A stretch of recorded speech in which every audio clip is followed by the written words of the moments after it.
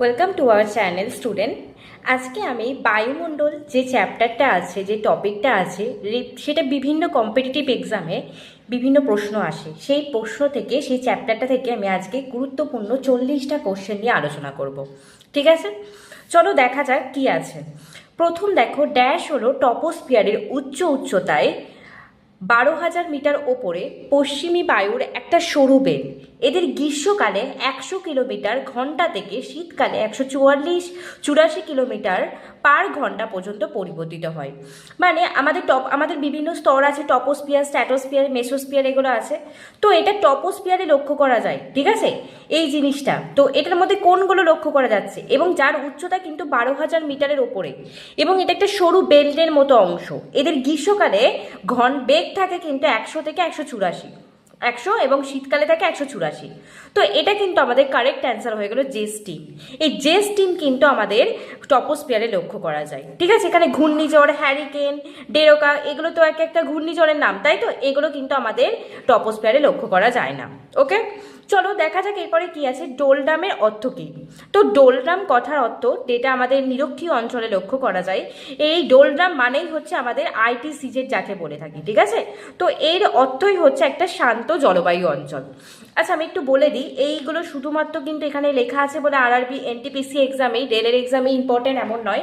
এটা কিন্তু ডাব্লিউবিপি ধরো পিএসসির কিছু এক্সামে আমাদের কিন্তু টুকটাক বা আমাদের বায়ুমণ্ডল বা এরকম চ্যাপ্টার থেকে কিন্তু আসে কোশ্চেন। ঠিক আছে, তো সেইখানের জন্যও কিন্তু এই কোশ্চেনগুলো কিন্তু খুব ইম্পর্টেন্ট। পরবর্তী কোশ্চেন কি আছে দেখো, স্টেপ জলবায়ু অঞ্চলে প্রধান স্বাভাবিক উদ্ভিদ কি? আমাদের যে স্টেপ জলবায়ুটা লক্ষ্য করা যায়, তো সেখানে হচ্ছে সবথেকে বেশি গুরুত্বপূর্ণ যে উদ্ভিদটা লক্ষ্য করা যায় সেটা কিন্তু সরলবর্গীয় উদ্ভিদ। ওকে, এবারে আমাদের পরবর্তী কোশ্চেনে চলে যাব। দেখো কি আছে, পৃথিবীর বায়ুমণ্ডলের প্রথম স্তর কোনটা? আমাদের বলেছিলাম বায়ুমণ্ডলের মোটামুটি এরকম, যদি বায়ুমণ্ডলে থাকে তো এখানে আমাদের মোটামুটি 6টা স্তর লক্ষ্য করা যায়। ঠিক আছে, তো troposphere, stratosphere, mesosphere, thermosphere, ionosphere, ঠিক আছে, এবং এক্সোস্ফিয়ার, এরকম করে আমাদের বিভিন্ন স্তর লক্ষ্য করা যায়। তো পৃথিবীর বায়ুমণ্ডলের প্রথম স্তরটার নাম কি? তাহলে আমাদের টপোস্ফিয়ার। এবারে দেখো পরের কোশ্চেন কি আছে, ওজোন স্তর বায়ুমণ্ডলের কোথায় অবস্থান করে? ওজোন স্তর কিন্তু আমাদের বায়ুমণ্ডলে স্ট্র্যাটোস্ফিয়ারে অবস্থান করে থাকে।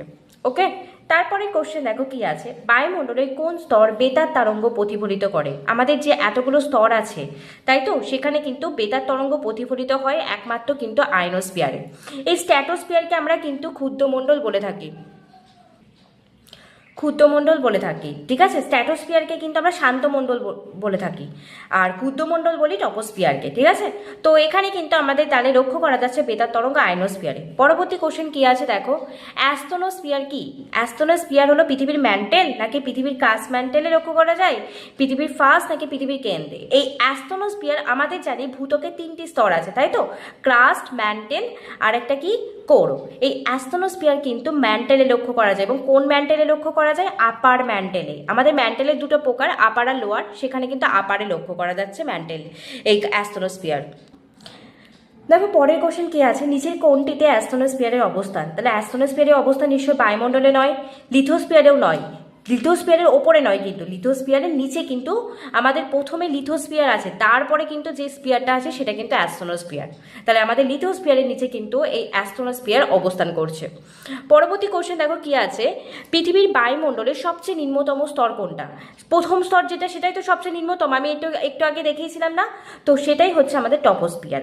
এবারে দেখো পরের কোশ্চেন কি আছে, এগুলো কিন্তু রিসেন্ট ইয়ারে আসা, 2022 সালে এসেছিল। পরের কোশ্চেন দেখো কি আছে, পৃথিবী পৃষ্ঠ থেকে শুরু করে বায়ুমণ্ডলের স্তরগুলি যে নিচে কোন নিচে দেয়া আছে সেটা আলোচনা করো। মানে ছোট নিচ থেকে একদম ওপরে যেতে বলেছে।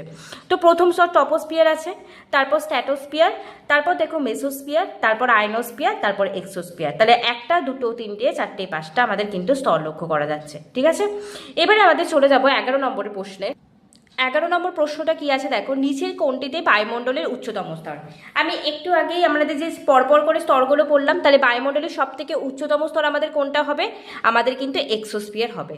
ওকে, এবারে কিন্তু চলে যাব বায়ুমণ্ডলে কার্বন ডাই অক্সাইডের পরিমাণ কত? আমাদের বায়ুমণ্ডলে অনেকগুলো গ্যাসের পরিমাণ আছে, তাই তো, সব থেকে বেশি লক্ষ্য করা যায় নাইট্রোজেন, এবং সেটা 78%। তারপর হচ্ছে আমাদের অক্সিজেন পাওয়া যায়, এটা কিন্তু অক্সিজেনের পরিমাণ 21%, এবং কার্বন ডাই অক্সাইডের পরিমাণ কিন্তু 0.04% পাওয়া যাচ্ছে। ওকে, পরবর্তী কোশ্চেন দেখো 13 নম্বরে কি আছে। আইটিসিজেড হলো একটা নিম্নচাপীয় প্রশস্ত অঞ্চল যেটি বিষুব অক্ষাংশ দেখা যায়। তাহলে আইটিসিজেডের ফুল ফর্ম কি?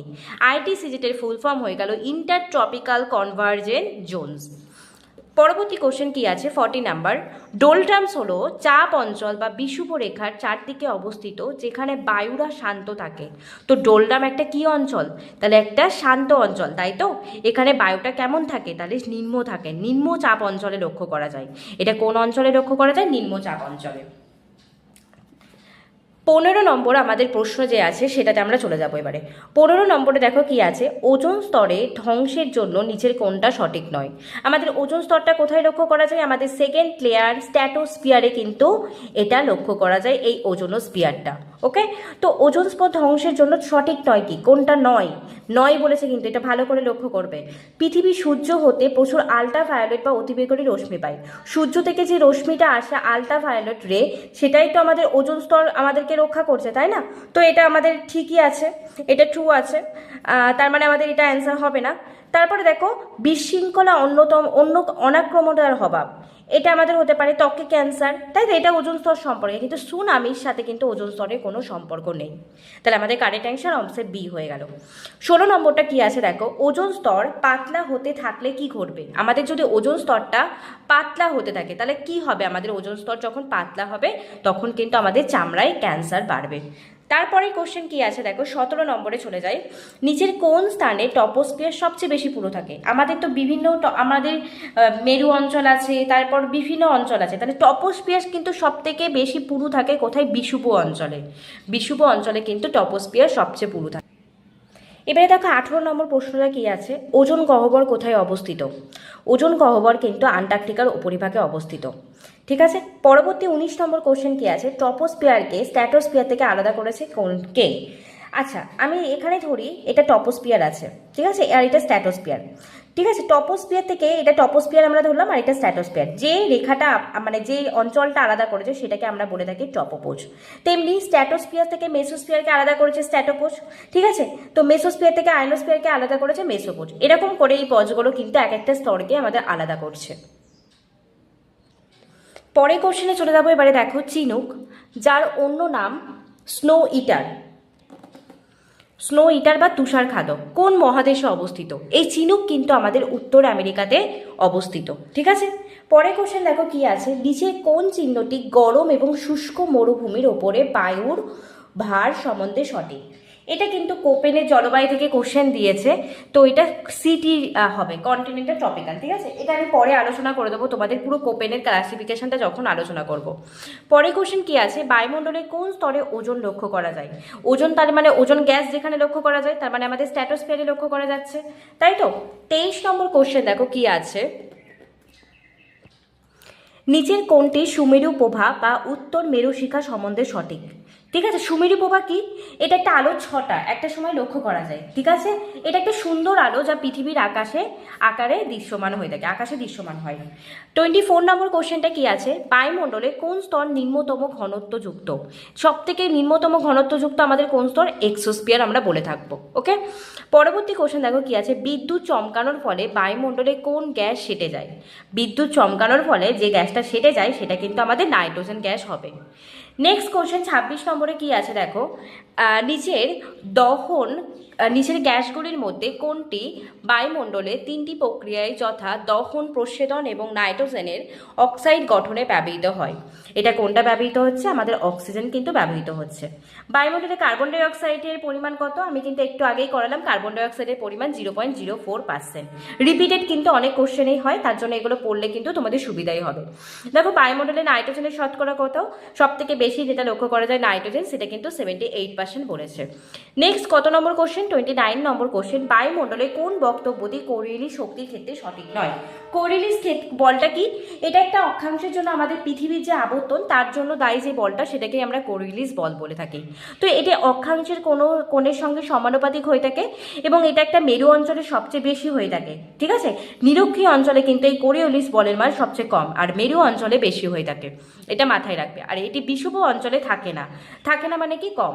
তাহলে বায়ুমণ্ডলের চাপের পার্থক্যে এটা উদ্ভূত হয়, এটা কিন্তু কোরিয়ালিস বলের ক্ষেত্রে সঠিক নয়। ওকে, এবারে আমাদের 30 নম্বর প্রশ্ন চলে যাব।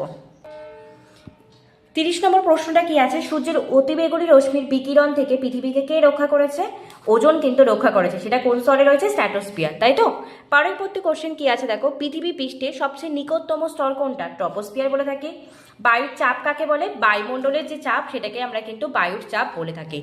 নেক্সট 33 নম্বর কোশ্চেন দেখো কি আছে, ড্যাশ হলো একটা রক্ষাকারী স্তর যা অতিবেগুনি রশ্মিকে ভূপৃষ্ঠে আসতে দেয় না। সেম আবার স্ট্র্যাটোস্ফিয়ার। এই কোশ্চেনটা কিন্তু অনেকবার রিপিটেড হচ্ছে, তোমরা কিন্তু এটা ভালো করে লক্ষ্য করবে। সবচেয়ে পর্যাপ্ত বিরল গ্যাস কোনটা? বিরল গ্যাস, ঠিক আছে, সেটা কিন্তু আর্গন। তারপরে কোশ্চেন কি আছে, বায়ুমণ্ডলের পাঠকে, আমাদের যে বায়ুমণ্ডল পড়ি সেই পাঠকে আমরা কি বলি? সেটাকে কিন্তু মেটিওরোলজি বলে থাকি। ঠিক আছে, নেক্সট কোশ্চেন 36-এ কি আছে দেখো, বায়ুমণ্ডলের কোন স্তর হতে বেতার তরঙ্গ যোগাযোগ করে? বেতার তরঙ্গ যখনই বলবে সেটা কিন্তু আয়নোস্ফিয়ার থেকে যোগাযোগ করে। আর ট্রপোস্ফিয়ারকে আমরা ক্ষুদ্রমণ্ডল বলে থাকি, স্ট্র্যাটোস্ফিয়ারকে শান্তমণ্ডল বলে থাকি। ঠিক আছে, নেক্সট 37 নম্বর কোশ্চেনে কি আছে দেখো, নিচের বক্তব্য কোনটি প্ল্যানেটারি বা নিয়ত বায়ু বিভাগ সম্বন্ধে সঠিক? তো নিয়ত বায়ুতে আমাদের 3টে বায়ু লক্ষ্য করা যায়, বাণিজ্য বায়ু, মেরু বায়ু, আর একটা হচ্ছে পশ্চিমা বায়ু। ওয়েস্টার্নলিস মানে পশ্চিমা বায়ু, আর মেরুদেশীয় ইস্টার্নলিস মানে হচ্ছে মেরুদেশীয় বায়ু। ঠিক আছে, পরবর্তী কোশ্চেন দেখো কি আছে, পাহাড় পর্বত এবং মালভূমির উচ্চাবস্থা থেকে নিচের ঢাল বরাবর প্রবাহিত যে বায়ু, নিম্নমুখী বায়ু, তাকে কি বলা হয়? ধরো এটা পার্বত্য অঞ্চল আছে, ঠিক আছে, তো সেই পার্বত্য অঞ্চলের বায়ুটা যখন নিচে প্রবাহিত হয় সেটাকে বলবো ক্যাটাবেটিক, আর যখন ওপরে উঠবে সেটাকে বলবো অ্যানাবেটিক বায়ু। তাহলে নিম্নমুখী বলেছে, তার জন্য আমাদের কিন্তু ক্যাটাবেটিক সঠিক অ্যান্সার হয়ে গেল। 39 নম্বর কোশ্চেনে কি আছে দেখো, যেই শক্তির প্রভাবে বায়ুর দিক এবং পৃথিবীর আবর্তন গতি পরিলক্ষিত হয় তাকে আমরা কি বলে থাকি? বায়ুর দিক এবং আবর্তন গতি আমরা কোরিওলিস শক্তি বলি। একটু আগেই রিপিটেড কিন্তু হয়েছিল, তাই বলি রিপিটেড কোশ্চেন কিন্তু পরীক্ষায় আসে, তোমরা ভালো করে প্রিভিয়াস ইয়ার সলভ করলে কিন্তু অনেকটা তোমরা কমন পাবে। নেক্সট কোশ্চেন দেখো কি আছে, যখন ব্যারোমিটারের পাঠ হঠাৎ করে কমে যায় তখন এটা কি ইঙ্গিত দেয়? তখন কি ইঙ্গিত দেয় হচ্ছে চরমভাবে ঝড়ো হাওয়া হবে। ঠিক আছে, তাহলে আমরা আজকে আরআরবি এনটিপিসি থেকে যেগুলো বিগত বছরে ভূগোল থেকে প্রশ্ন এসেছিল সেগুলো কিন্তু আলোচনা করলাম।